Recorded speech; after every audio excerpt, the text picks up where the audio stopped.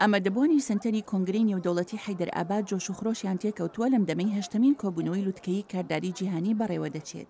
بەڕێخستنی حکوومەتەکانی ئەمریکا و هەندستان ئامادەبووان لە سەرانسەری جیهانەوە باس لە کار و پرۆژەکانیان دەکەن. لە نێوانیاندا سافی تووکەین خەڵکی مۆریتانیا کە کارداری برنجی دابەشکردنی پێکهێناوە.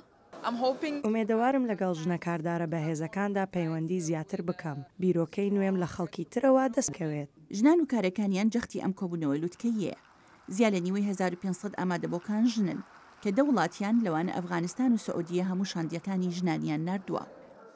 لە هەردوو وتارەکەی ئیڤانیکا ترەمپ و ڕاوێژکاری تایبەتی سەرۆکی ئەمریکا نارەندرا مودیش سەرۆکوەزیرانی هندستان ئاماژەی پێکرا بوو. دەمەوێت بە تایبەتی دەستخۆشی لە ژنانی کاردێر بکەم ئەوانەی ئەمڕۆ لەگەڵماندان. سپاسان دەکەم. کۆبوونەوەی لوتکەی ئەمساڵ جەختی کردوتەوە سەر دروشمێک کە کلیلی دوا ڕۆژمانە. سەرەتا ژنان خۆشگوزەرانی بۆ هەمووان. ماندیش لە ڤێتنامەوە جەختکردنی سەر ژنانی لاپەسەندە.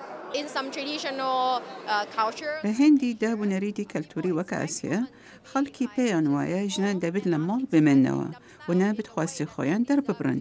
بۆ ئێمە ئەم جەختکردنە وا دەکات خەڵک لە هێز و تۆنەکانی ژنان تێبگەن. ئەما دەبوان لە ڕۆژانی داهاتوودا باس لە تەورەکانی وەک تەکنۆلۆژیا و دارایی و کوشت و کاڵ دەکەن. هەروەها پەیامی کۆتایی کۆبوونەوەی لوتکەی ڕادەگەێنن کەوا کارداری دەکرێت ببێتە میکانیزمێک بۆ بەهێزکردنی خەڵقی و گۆڕینی کۆمەڵگەکانیان.